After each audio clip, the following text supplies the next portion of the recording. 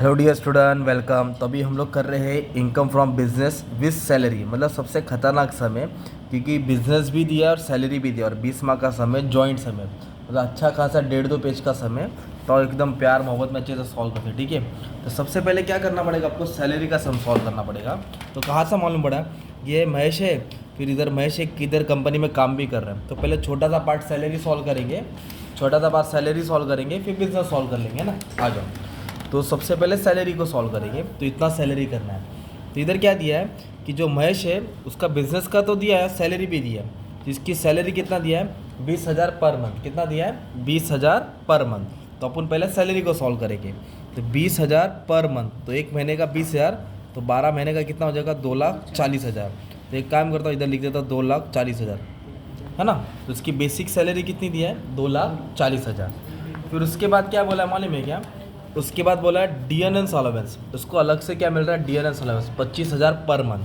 तो फिर जैसे सैलरी मेरा, जैसे डीएनएस अलाउंस मिला 25,000 पर मंथ, तो उसको इंटू 12 करना पड़ेगा अपने को।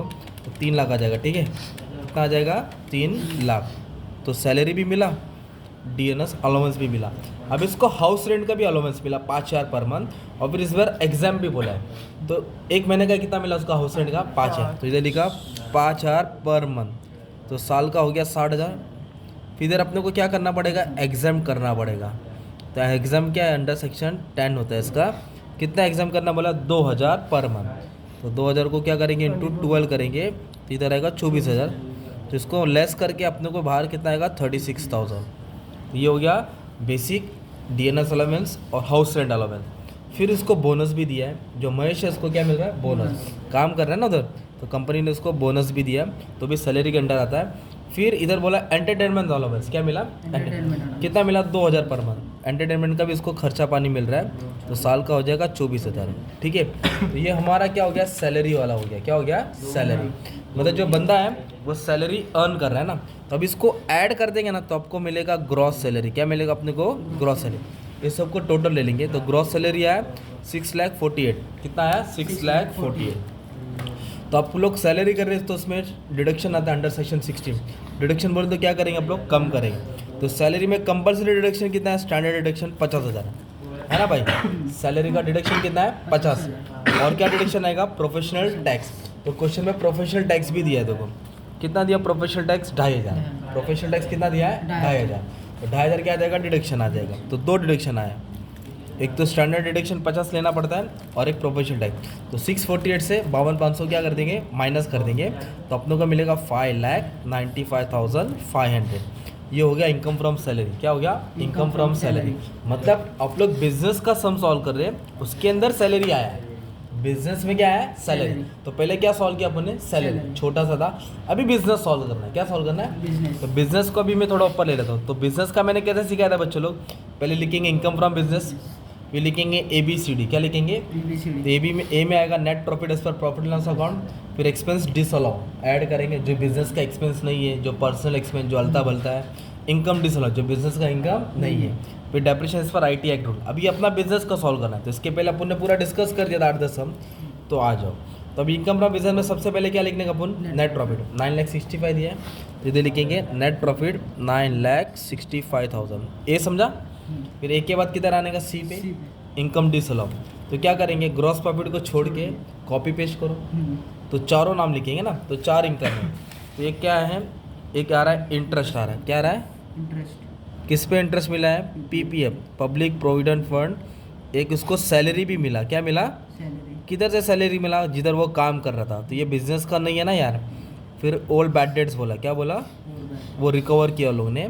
और एक गिफ्ट मिला। क्या मिला, गिफ्ट नहीं। अभी फिलहाल तो इनकम डिसअलाउ में सेम लिखने का, कॉपी पेस्ट। एग्जाम किधर करेंगे, अदर सोर्स में। शाबाश, बिजनेस करें ना, तो इनकम डिसअलाउ लिखा। क्या लिखा, इनकम डिसअलाउ। तो कितना है, इंटरेस्ट आया इसका 25,000। कितना इंटरेस्ट आया, फिर आया 6,72,000। फिर आया 17,500। और गिफ्ट कितना आया, 25,000। अब इसको क्या कर देंगे अपन, ऐड करके अपन बाहर डाल देंगे, 7,39,500। ये हो गया इनकम डिसअलाउ। तो पहले नेट प्रॉफिट लिखा, फिर C सॉल्व किया, फिर D सॉल्व करने में क्या करने का, इधर देखो ना, सेकंड एडजस्टमेंट, डेप्रिशिएशन दिया as per income tax rule. 28,700 और एक डेप्रिसिएशन इधर दिया ना 32,500, तो टेबल वाला इधर आएगा, टेबल वाला इधर आएगा, एडजस्टमेंट वाला इधर। टेबल वाले को कैसे लिखेंगे? डेप्रिसिएशन हैज़ पर बुक कितना दिया बुक के हिसाब से 32,500 और depreciation as per income tax rule कितना दिया है 28,700। कितना दिया है 28,700, ये इधर आ जाएगा 28,700। उसको ब्रैकेट में लिखेंगे, किधर लिखेंगे? ब्रैकेट में। फिर जाके एक एक एडजस्टमेंट पढ़ने का क्या दिया है ना, तो इधर एडजस्टमेंट बोला मोटर कार के ऊपर, किसके कार के ऊपर? मोटर का, और आरडीडी के ऊपर बोला है, और एक इंटरेस्ट बोला है। इंटरेस्ट बोले तो ये है ना, तो पहले अभी क्या करना पड़ेगा? एक्सपेंस D16 में जो बिजनेस का नहीं है वो लिखने का है। तो इधर बोला है सैलरी टू स्टाफ, तो ये स्टाफ बोलो तो बिजनेस का हो गया, तो ये लेने का नहीं है। रेंट भी बिजनेस का, प्रिंटिंग एक्सपेंस भी बिजनेस का, जनरल एक्सपेंस भी, ये इंटरेस्ट भी बिजनेस का ही होता है, क्योंकि कुछ बोला नहीं है तो एज्यूम करेंगे बिजनेस का। पर इधर क्या बोला कि जो इंटरेस्ट है ना 69, उसमें 22,000 इंटरेस्ट उसने किसका भरा? इंटरेस्ट ऑन लोन है वो एजुकेशन लोन, मतलब बच्चे का जो पढ़ाई लिखा है ना उसका ले, वो तो डिडक्शन में भी आएगा पर इधर भी आएगा। तो इधर लिखेंगे इंटरेस्ट ऑन लोन, क्या लिखेंगे? किसके लिए भरा? Education loan. तो कितना भरा एजुकेशन लोन? 22,000। तो ये हो गया तुम्हारा एक्सपेंस D16। क्या हो गया? Expense D16। बाद में डिडक्शन में भी आएगा, मतलब जो इंटरेस्ट 69 था उसमें से 22,000 बच्चे का इंटरेस्ट भरा, बिजनेस का नहीं भरा, घर का हो गया वो खर्चा। एडवर्टीजमेंट बिजनेस का होता नहीं आएगा, कन्वेंस बिजनेस का, ऑफिस एक्सचेंज भी बिजनेस का, मोटर कार भी बिजनेस का होता है। मोटर कार भी क्या होता है? बिजनेस। बट इधर क्या बोला कि जो 25% है ना वो घर के लिए इस्तेमाल किया, तो मोटर कार का अमाउंट दिया 10,500। कितना दिया है? उसका 25% पर्सनल हो गया ना, देखो ना इधर बोला ना पर्सनल बोला, तो मोटर कार एक्सपेंस इधर लिखेंगे मोटर कार एक्सपेंस। तो कितना परसेंट? 25% पर्सनल हो गया, तो 2625। ठीक है। फिर इसके बाद बोला लाइफ इंश्योरेंस, क्या बोला? फायर इंश्योरेंस बिजनेस का होता है, वो नहीं आएगा। लाइफ तो खुद का हो गया ना, खुद का बोलेगा तो पर्सनल, तो इधर लिखेंगे लाइफ इंश्योरेंस प्रीमियम। कितना बोला है? 18,000। इधर लिखा 18,000।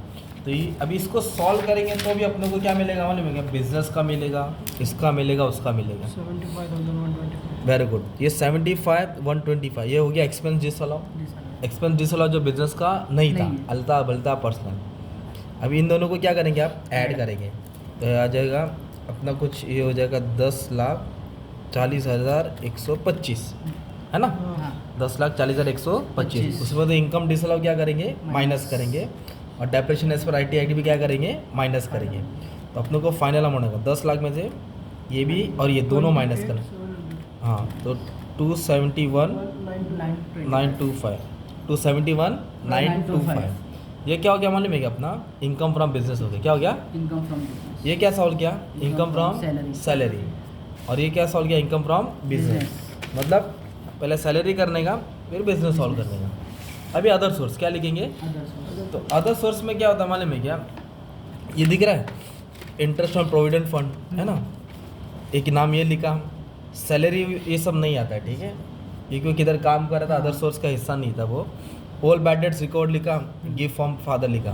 तो अभी इसमें क्या हो रहा है मालूम है क्या? ये अदर सोर्स मतलब यहाँ वहाँ से पैसा है, तो जो interest on public provident fund है उस पर टैक्स नहीं लगता, वो एग्जाम्प्ट होता है। मतलब सबका इंटरेस्ट टैक्सेबल है। इंटरेस्ट FD का भी टैक्सेबल है, सेविंग बैंक का भी टैक्सेबल है, इंटरेस्ट ऑन डिबेंचर भी टैक्सेबल है, इंटरेस्ट ऑन बॉन्ड भी टैक्सेबल है। बस interest on public provident fund exempt है, तो इस पर टैक्स लगता नहीं है। ऑल बैड डेट्स भी नहीं लेते, ऑल बैड डेट्स भी लेते नहीं है। और गिफ्ट भी मिला फादर से 1 लाख से कम है ना, तो ये भी एग्जाम्प्ट है, ये भी। तो जो भी अदर सोर्स था एक भी टैक्सेबल नहीं था, तो ये 0 आएगा। कितना आएगा? तो एक इसको और इसको अभी ऐड करेंगे, क्या करेंगे? और इसको भी ऐड करेंगे, तो टोटल इनकम मिलेगा। क्या मिलेगा? Total income. तो सैलरी कितना तुम्हारा 590/500, बिजनेस कितना है 271,925, 867,425। तो अपने को टोटल इनकम मिला 867,425, 867,425। ये अपना क्या हो गया? Total income. फिर बाद में 2 डिडक्शन दिए इधर किधर ना किधर, तो एक डिडक्शन तो ये है, पढ़ो क्या ये? Life insurance premium. तो वो 80C में आएगा। किधर आएगा? 80C। लाइफ इंश्योरेंस प्रीमियम कितना है? 18,000।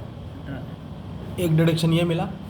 और उसने देखो ना बच्चे का लोन भरा था ना, एजुकेशन लोन, तो एजुकेशन लोन का इंटरेस्ट डिडक्शन आता है वेरी गुड 80 ई तिथे लिखेंगे एजुकेशन लोन इंटरेस्ट इसको भी ना नहीं पीपीएफ का वो इनकम होता है पर डिडक्टेबल नहीं होता है इंटरेस्ट ऑन सेविंग बैंक आएगा तेरा डबल टीए में सेविंग बैंक का इंटरेस्ट आएगा वो तो डबल टीए में 10,000 तेरा डिडक्शन आएगा पब्लिक प्रोविडेंट फंड का इनकम टैक्सेबल नहीं है माफ है क्या है उसका जो भी इंटरेस्ट मिलेगा तो को टैक्स नहीं देना तेरा ही पैसा तेरे पास ही रहेगा तो एक डिडक्शन ये मिला ना और एक डिडक्शन क्या मिला अपने को ये 22,000 तो टोटल कितना हो गया 40,000 तो इसमें से 40,000 क्या करेंगे अपन 27,425 हाँ तो 827,425 ये हो गया नेट टैक्सेबल इनकम क्या हो गया तुम्हारा नेट टैक्सेबल ये तुम्हारा 20 मार्क का सम था 20 मार्क में क्या क्या आ गया मालूम है क्या पहले छोटा सा पार्ट क्या दिया सैलरी दिया सैलरी सैलरी का डिडक्शन 50,000 है और प्रोफेशनल टैक्स तो इसमें से माइनस करके आएगा फिर बिजनेस को सॉल्व किया किसको सॉल्व किया बिजनेस नेट प्रॉफिट लिखा जो एक्सपेंस बिजनेस का नहीं था वो लिखा फिर जो इनकम बिजनेस का नहीं था वो माइनस होगा डेप्रेशन एडजस्टमेंट में आता इसमें से दोनों में इसको ऐड किया क्योंकि अदर सोर्स नहीं था ये आया 2 डिडक्शन था 80C था और 80E फाइनल अमाउंट आ गया ना 20 मार्क का सम था कितना मार्क 20 मार्क्स डायरेक्ट जेब में ठीक है थैंक यू वेरी मच